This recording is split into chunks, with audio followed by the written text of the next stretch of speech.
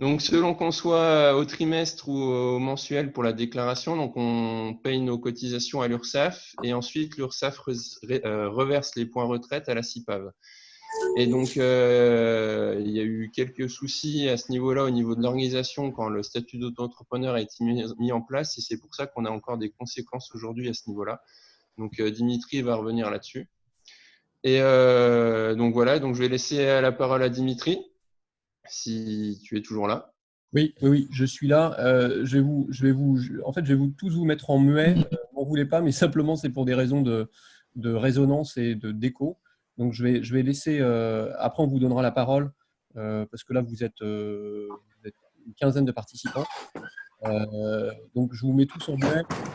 Je laisse Maxime qui peut intervenir comme co-animateur. Et ensuite, je réactive les micros. Et pour information aussi, donc on enregistre la vidéo pour ceux qui n'auraient pas pu assister et qui voudraient avoir les informations. Donc si jamais il y en a qui sont pas OK, il faut nous le dire. Voilà. Donc, je suis Dimitri Pinsant, je suis avocat et mon cabinet, avec mes collaborateurs, on a mis sur pied une action qui concerne une communauté assez précise, les auto-entrepreneurs qui exercent une activité libérale. Donc, vous en faites partie. Les activités libérales sont vraiment multiples. Il peut y avoir des conseils, des psychologues, effectivement des guides de montagne, des accompagnateurs. Donc, c'est très, très large. Alors, cette action, elle a un but très précis, c'est de rectifier les points de retraite de base et les points de retraite complémentaires qui sont comptabilisés, si vous voulez, par la CIPAV. Donc, je ne vais pas entrer dans le détail, technique de l'affaire, parce que les ressorts juridiques ne vous intéressent pas forcément. Ce qui compte surtout, c'est l'objectif et le résultat. Pour vous expliquer de manière assez simple, comme Maxime l'a expliqué, si vous exercez comme auto-entrepreneur, vous versez un forfait social à l'URSSAF qui inclut tous les régimes d'assurance obligatoires, donc la vieillesse, la maladie. Et dans l'assurance vieillesse, vous avez la retraite de base et la retraite complémentaire. Si vous avez une activité libérale, l'URSSAF effectivement recouvre les cotisations, mais c'est une caisse de retraite qui s'appelle la CIPAV qui comptabilise vos points de retraite et vos trimestres de cotisation. La CIPAV n'est pas pour vous un interlocuteur naturel, puisque par définition, vous n'avez en fait jamais de rapport direct avec la CIPAV, sauf quand vous partez en retraite.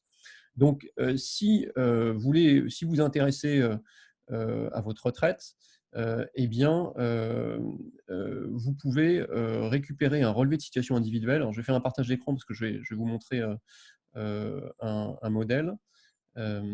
Donc, si j'y arrive, voilà. Donc, vous avez un document de cette nature-là, voilà, qui doit s'afficher. Vous avez, je ne sais pas si certains d'entre vous vous êtes procuré le relevé de situation individuelle vous concernant. Donc ça, c'est un relevé. Donc celui-là a été anonymisé, évidemment. C'est un relevé qui indique quels sont vos droits, régime par régime. Donc si vous allez en dernière page, voilà, pour ici, là. Alors, non, là, voilà. Là, vous avez deux hypothèses. Les personnes qui ont commencé le statut d'auto-entrepreneur à partir de 2016 se retrouvent dans une situation complètement critique où ils n'ont aucune page CIPAV. Là, c'est un exemple que je voulais vous donner. Si vous allez en dernière page, vous vous rendez compte que ça concerne l'IRCANTEC, ça ne concerne absolument pas la CIPAV. En fait, ça montre une chose, c'est que la CIPAV, vous pouvez être concerné. La CIPAV n'a pas renseigné les droits acquis à partir de 2016. Je vais donc reprendre un autre document, celui-là. Voilà. Là, Dimitri, oui, oui, pardon. j'ai Ouais. juste oublié de dire quelque chose sur l'organisation. Si vous avez des questions, vous avez une petite bulle en bas de l'écran qui s'appelle Converser. Donc, vous pouvez écrire vos questions, comme ça, moi, je peux regarder en même temps et faire remonter vos questions. Et ensuite, après, à la fin, vous pourrez poser chacun vos questions. Il y aura Dimitri qui vous donnera la main.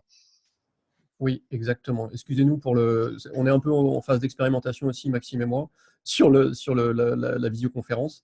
Donc voilà, mais le principe, c'est qu'effectivement, après, on peut répondre de manière interactive à toutes les questions. Donc là, le relevé de situation individuelle, ça, c'est si vous allez en dernière page, voilà. Là, vous avez la CIPAV, et ça, c'est vraiment le cas typique. Donc, vous êtes peut-être tout à fait dans ce cas-là. Là, vous avez un auto-entrepreneur qui a commencé d'exercer en 2009, qui exerce toujours, mais vous le voyez, la dernière année renseignée, c'est 2015. Vous voyez, c'est un traducteur-interprète, mais à la limite, peu importe l'activité, puisque tous les auto-entrepreneurs libéraux sont concernés. Donc, il y a deux problèmes qui sont sans doute les vôtres. À partir de 2016, pas de droit, renseigné en tout cas. Ça ne veut pas dire que la CIPAV n'a rien comptabilisé, mais en tout cas, vous n'avez pas d'informations dessus, alors que la CIPAV est tenue légalement de renseigner année par année les droits que vous acquérez. Donc là, en principe, ça devrait être actualisé jusqu'en 2019. Et après, sur la période entre 2009 et 2015, il y a différents types de problèmes. Le problème le plus, je dirais, le plus avéré, et celui qui est reconnu judiciairement, c'est que vous voyez dans la colonne régime complémentaire, vous voyez un total de 94 points, à raison de 10 points en 2009, 2010, 2011, 2012, et 9, 18, 27 points en 2013, 2014, 2015. Normalement, si vous êtes vous devez avoir des relevés de carrière qui ressemblent vraiment à ça, avec jusqu'en 2012, 10 ou 20 points, en tout cas un multiple de 10. Et à partir de 2013, un multiple de 9. C'est soit 9, soit 18, soit 27. Alors, là, nous, on a fait juger de manière massive et de manière définitive, puisqu'on a une décision de la Cour de cassation qui remonte au 23 janvier 2020. On a fait juger que ça ne pouvait pas être 10 points, mais que c'était au minimum 40. Donc, il y a un rapport de 1 à 4. Et quand c'était 9 points, de la même manière, ça ne devait pas être 9, mais 36. Et donc là encore, il y a un rapport de 1 à 4. Quand vous voyez 18, 18, on passe à 36, il y a un rapport de 1 à 2. Et 27, ça montre qu'il y a eu un abattement de 25%. En fait, je simplifie, mais après, c'est facile à comprendre finalement. La CIPAV, elle a pratiqué des abattements, sans vous le dire, et dans des conditions qui sont contraires à la loi, parce que sur le régime complémentaire, c'est très simple. Un libéral classique qui ne serait pas au régime de l'auto-entreprise, s'il gagne entre 0 et 30 000 euros, je simplifie, mais à grands traits, il est forcément en classe 1 de cotisation, en classe A ou classe 1. Il acquiert forcément à l'époque 40 points, maintenant 36, au minimum. Donc, enfin, c'est forfaitaire. Donc, vous êtes dans une classe de revenus. Or, tous les auto-entrepreneurs étaient dans cette classe de revenus avant que le plafond augmente à 70 000. Et donc, le nombre de points est celui de la classe. Donc, soit 40, soit 36. À partir de 2014 même, il y a eu des changements de seuil un peu compliqués, mais vous pouvez même acquérir 72 points. Donc là, si on prend un exemple, je n'ai pas les revenus de cette personne-là, mais on voit en 2014, traducteur-interprète, 18 points de retraite complémentaire. Potentiellement, c'est une personne qui se voit reconnaître 18 points alors qu'elle pourrait prétendre à 72. Après, il y a eu le relèvement à 70 000 euros. Donc les gens peuvent prétendre à 108 points de retraite complémentaire. On a plein de clients à qui on reconnaît 27, alors qu'en fait, ils en ont 108. Donc vous voyez le delta. Alors, tout ça a des implications financières que vous ne voyez pas aujourd'hui, parce que si vous êtes en cours de carrière, mais qui en ont évidemment quand vous prenez votre retraite. Puisque là, vous voyez la valeur, la valeur des points, vous avez en dessous du total, valeur de points, retraite complémentaire 2,63. Ça signifie quoi? Quand vous partez à la retraite, c'est une retraite par points, donc c'est simple. La CIPAB, elle multiplie, elle prend le nombre de points, 94 euros, elle multiplie par 2,63. Et vous avez le montant de la pension annuelle. Donc c'est des pensions qui sont de toute façon assez réduites. Mais nous, on fait rectifier les pensions, donc c'est plus 94 points, c'est nettement plus. Enfin, c'est souvent x3, x4, et donc les pensions sont revalorisées. Donc ça, c'est le problème le plus, c'est le problème le plus apparent et celui qui est reconnu de manière judiciaire de façon incontestable. Une fois que la Cour de cassation a décidé, il ne peut pas y avoir d'aléa, si vous voulez. Ensuite, on a des questions, enfin une question qui est un peu plus débattue, et pour le coup, comme on fait l'action sur le régime complémentaire, on autorise aussi, on permet aussi de faire l'action sur le régime de base. Vous voyez les points de retraite de base là, par exemple en 2009, 126. Nous, on considère, on a tout un argument juridique qu'on a expérimenté, on a déjà pas mal gagné, mais des fois on ne gagne pas. Mais bon, peu importe, puisque c'est la même action à la limite.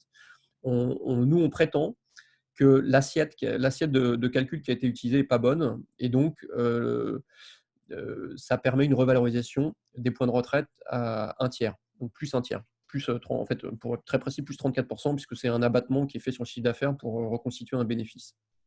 Donc, voilà, je vais arrêter le partage d'écran. Voilà le sens, enfin l'objectif de cette action que mon cabinet a expérimenté depuis 2017. Donc, c'est nous qui avons trouvé ce problème. La Cour des comptes l'avait signalé. Et moi, en tant qu'avocat, juriste, on a expérimenté avec au début quelques dossiers, une petite dizaine. Et puis, on les a fait maturer en justice.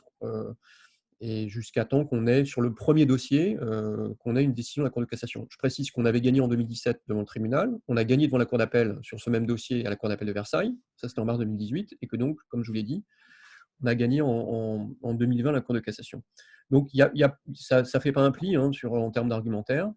Et on a aujourd'hui, parce qu'on a attendu aujourd'hui, nous, notre volonté, c'est de défendre de manière massive les auto-entrepreneurs pour qu'il y ait un effet de pression, enfin, déjà pour qu'ils puissent faire valoir leurs droits, avec deux préoccupations. La première, c'est que les auto-entrepreneurs aient accès à un juge facilement, c'est-à-dire que n'importe quel procès, normalement, avec un avocat, ça coûte 1 000 €. Donc nous, je vais vous en parler, mais on a facilité, on a trouvé des conditions d'honoraires qui sont extrêmement favorables pour que les gens puissent facilement avoir accès au juge, c'est-à-dire faire un procès pour pas cher, pour être tout à fait clair.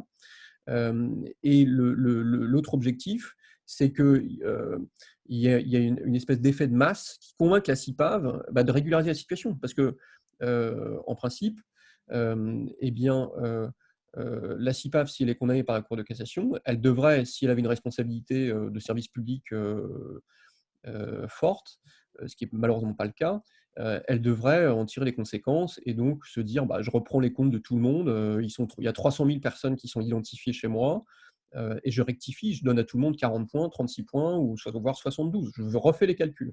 Bon, elle ne le fait pas, et elle ne le fait pas pour des raisons financières, parce que cette petite bagatelle peut coûter, coûte est chiffrée à la fois pour l'État et pour la CIPAV à plus de 5 milliards d'euros. Si on rétablit les comptes, la CIPAV doit décaisser pas mal d'argent, et surtout l'État, puisqu'il était prévu, comme c'était un système incitatif, entre 2009, c'est-à-dire la création du statut d'auto-entrepreneur, et le 31 décembre 2015, il était prévu que les cotisations que la CIPAV ne percevait pas en raison du régime préférentiel des cotisations des auto-entrepreneurs, ces cotisations-là seraient payées par l'État, c'est ça les 5 milliards, de sorte que la CIPAV, elle, par rapport à un libéral classique et à un auto-entrepreneur, elle aura encaissé le même montant, dont une partie, donc vous l'avez compris, payée par l'État, et ce qui permettait une égalité de droit. C'est-à-dire la CIPAV pouvait dire, moi, un auto-entrepreneur et un non-auto-entrepreneur m'a payé la même chose, donc je leur garantis à tous le même nombre de points, en l'occurrence 40 ou 36. Donc, en raison du fait que la CIPAV a fait une autre option complètement idiote, qui a été censurée juridiquement, qui a consisté à baisser les droits, à tronquer les droits, donc parfois, vous l'avez compris, en faisant des abattements de 75%. Et donc, finalement, comme elle avait reçu des cotisations assez faibles, elle n'a pas demandé la différence à l'État. Elle s'est dit, bon, de toute façon, comme je baisse les droits, moi, je n'ai pas de manque à gagner financièrement. Donc, elle se retrouve maintenant judiciairement à devoir réparer cela. Je vous précise que nous aimerions être aux États-Unis en tant qu'avocat, avoir une class action à disposition, ce qui nous permettrait de prendre, je sais pas moi, 10 d'entre vous. Là, je prendrai tous les participants, je ferai un procès à Paris, et puis je dirais que vous 10, vous représentez la classe des auto-entrepreneurs libéraux, quel que soit que vous soyez guide de montagne ou ostéopathe, peu importe. Et vous pourriez dire, je défends, je vais gagner en justice. Voilà, en fait, c'est déjà fait hein, de notre côté.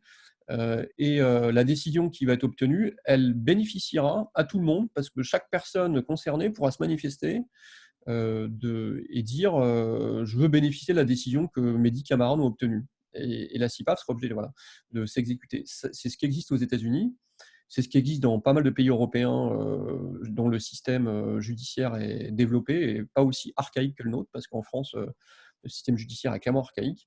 Donc, nous, on est dans une situation un peu folle où on a une décision qui s'applique potentiellement à 300 000 personnes, mais chacun de vous, si vous voulez en profiter, vous devez faire vous-même votre procès avec nous ou avec un autre avocat, mais en tout cas, vous devez faire un procès, vous n'avez pas le choix, et le procès est individuel. Et en plus, vous devez saisir le tribunal de votre domicile, ce qui est extrêmement pratique pour nous. Vous comprenez l'ironie dans le ton, mais c'est le système judiciaire qui est prévu comme ça, les règles de compétences territoriales. Donc nous, on est prêt à le faire, on s'est organisé pour le faire de la manière suivante. On a créé, quand on a eu une vingtaine de décisions favorables, on a créé un site internet dont, alors je sais, j'ai vu quelques noms, j'ai vu qu'il y avait des personnes qui nous avaient déjà saisi, qui connaissent déjà le site. D'ailleurs, ça m'intéressera d'avoir leur retour. Donc, on a créé un site internet dont l'adresse va s'afficher sur l'écran, en principe. Attendez. Alors,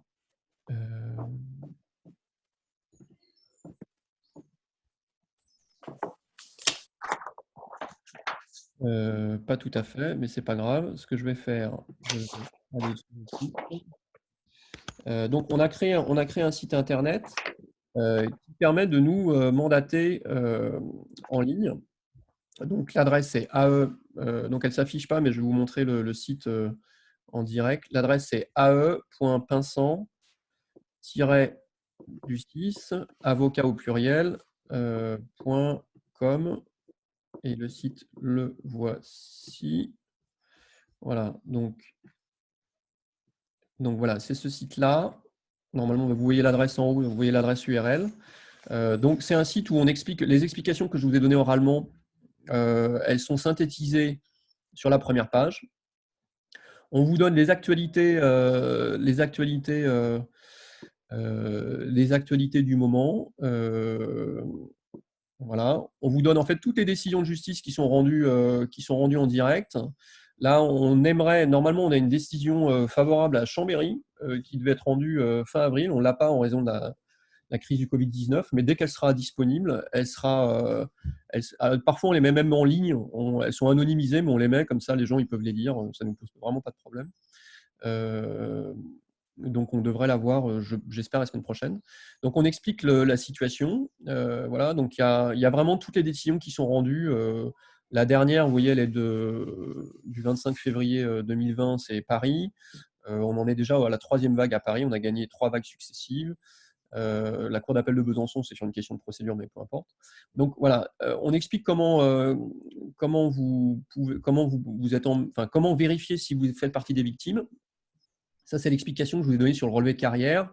Donc c'est simple, si vous imprimez votre relevé de carrière, de toute façon, si à partir de 2016, vous n'avez aucun droit renseigné, vous faites partie des victimes. Si vous avez 9 points, 18 ou 27 ou 10 sur régime complémentaire jusqu'à 2015, vous faites partie aussi des victimes. En fait, c'est simple. Et à vrai dire, on a mis ça pour que les gens puissent avoir confirmation, une espèce de réassurance. Mais de toute façon, si vous êtes auto-entrepreneur libéral, vous êtes nécessairement victime. Et ensuite, on explique. Alors, on a mis la couverture presse, puisqu'il y a eu pas mal d'articles de presse à la fois sur l'action et le mode de réparation. On explique comment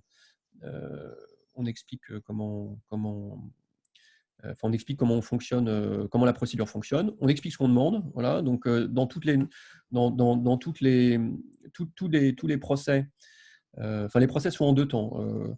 Il faut d'abord faire un recours amiable devant la commission de recours amiable de la CIPAV. Ça, c'est obligatoire. Donc, ça, on le prépare. On vous fait valider. Et ensuite, on doit attendre 2 mois minimum, hein, parce que le délai d'attente peut être assez long. Et ensuite, on saisit le tribunal et on demande systématiquement la rectification des points. On demande systématiquement au moins 2 000 € de réparation du préjudice moral et au moins 1 500 € d'indemnité de procédure, en sachant qu'on obtient jusqu'ici, donc vous l'avez compris, la rectification des points. En dommages et intérêts, on obtient ces variables entre 1 000 € et 3 000 € par personne. Et en indemnité de procédure, on obtient entre 1 000 et 3 000 € par personne. Voilà, en sachant que plus l'action sera massive et plus l'indemnité de procédure risque de baisser. Par contre, on pense que le préjudice moral, il risque d'être continué à être. On pense qu'il va rester à un haut niveau. Je pense qu'il peut rester à 1 000 € par personne, parce que les magistrats sont assez agacés de voir que la CIPAV ne régularise pas la situation. Alors, sur le coût, je vous ai expliqué qu'on voulait garantir un accès au juge facile. Donc, c'est un coût vraiment un peu spectaculaire en termes de. Alors, c'est de l'argent, hein, c'est sûr, mais pour un procès, pour avoir un avocat, c'est pas très. Enfin, un avocat, c'est plutôt 5 avocats, puisque nous, moi, j'ai 4 collaborateurs et on travaille de manière en équipe. Hein. C'est pas notre seul dossier, hein, je vous rassure, mais en tout cas, c'est un dossier auquel on tient beaucoup. Donc on fait un honoraire fixe de 120 €, TTC, hein, je précise. Je précise aussi qu'il va être porté à 200 € à partir du 15 mai, parce qu'on a fait des investissements assez significatifs. Et il va être plafonné, il y a eu toute une phase expérimentale, mais il va être plafonné à 200 €. Voilà. Mais donc là, en tout cas, jusqu'au 15, il est à 120 €. Et il inclut tout. Donc en fait, il inclut tout sauf les frais de transport. Donc j'explique. Si c'est toujours possible en matière judiciaire, il peut y avoir un aléa. Pour l'instant, il ne s'est pas vérifié l'aléa, personne n'a perdu. Donc, mais si vous perdez en justice, vous aurez perdu 120 € plus une quote-part de frais de transport, mais on ne vous demandera rien d'autre. La quote-part des frais de transport, c'est simple. Si on doit attaquer à Chambéry ou à Grenoble, on est déjà sur ces juridictions-là, on a déjà des vagues de procès là-bas, eh bien, on regroupe les gens. C'est-à-dire on regroupe les gens, donc on prend 4-5 personnes, pas beaucoup plus, parce qu'après les magistrats sont un peu saturés. Donc on prend 5 dossiers, on saisit en même temps, ce qui fait que l'audience elle aura lieu pour 4 ou 5 personnes. Ce qui permet de mutualiser les coûts de transport, parce qu'il y a un seul transport. Donc par exemple, on y va en train. On y va en train et donc le client, la personne qui nous a mandaté, paye 1/5 du frais du SNCF en seconde classe. On n'est pas d'un grand confort. Donc le coût est assez limité. Ensuite, on a un. Alors voilà, si vous voulez nous mandater, vous cliquez je souhaite lancer l'action. Voilà. Vous renseignez votre état civil ici. Vous pouvez lire la convention de mission et d'honoraires qui est là. Elle est consultable ici. Voilà. On travaille, tout est expliqué. On vous explique ce qu'on va faire, quelle est la mission, ce qu'on va demander. On vous explique quel est le process sur lequel je vais revenir tout à l'heure. C'est-à-dire nous, quelle est notre méthode de travail. Donc diligence à accomplir par l'avocat. On vous explique quelles sont vos obligations aussi, c'est-à-dire dans la collecte de pièces. Voilà, il faut vraiment lire tout ça attentivement. Et puis on explique la rémunération, donc l'honoraire fixe, je vous en ai parlé. Et ensuite, comment on se paye nous vraiment, parce que les 120 € ou 200 €, croyez-moi, ça ne nous paye pas du tout. Ça nous indemnise. Nous, on compte beaucoup sur l'honoraire de résultat. Je précise que ces conditions d'honoraire ont été validées par l'Ordre des avocats de Paris, devant qui j'ai plaidé le fait que moi, mon souhait, c'était de faire une action pas chère pour permettre un accès au juge. Parce que si vous faites une action à 500 €, ce qui est déjà pas cher en soi, il y a plein de gens qui iront pas. Et donc, ils pourront pas défendre leurs droits sociaux et élémentaires, ce qui, moi, me choque. Donc, l'idée, c'était de faire un truc vraiment accessible. Nous, on se paye grâce à un honoraire de résultat qui est la totalité de l'indemnité de procédure. C'est-à-dire que l'indemnité de procédure, ça a vocation à dédommager les frais d'avocat. Donc, nous, on la récupère. Par exemple, si c'est 1 000 € de dédommagement de frais d'avocat, on le prend directement. Donc, en fait, vous ne le décaissez pas, puisque c'est la CIPAV qui paye. C'est la CIPAV qui paye et qui, en fait, nous verse directement à nous. C'est assez simple comme système. Et par ailleurs, sur les dommages interaccessoires, donc les 1 500 € qu'on demande, on récupère un tiers. Donc, si vous obtenez 1 500 €, c'est arrivé pas mal de fois, on récupère 500 en plus. Donc, dans un système comme ça, vous avez, nous, on a fait des simulations. voilà, simulation du rapport coût-profit pour le client, avec des exemples connus. On a repris nos décisions et on a repris les décisions qu'on a obtenues et on vous fait des simulations.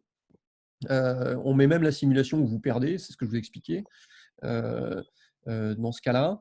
Voilà. Et en gros, les simulations, enfin, l'expérience qu'on a pour l'instant, c'est si vous vous engagez dans l'action, vous récupérez vos points et vous récupérez dans la poche 1 000 €. C'est à peu près ça les simulations qu'on a.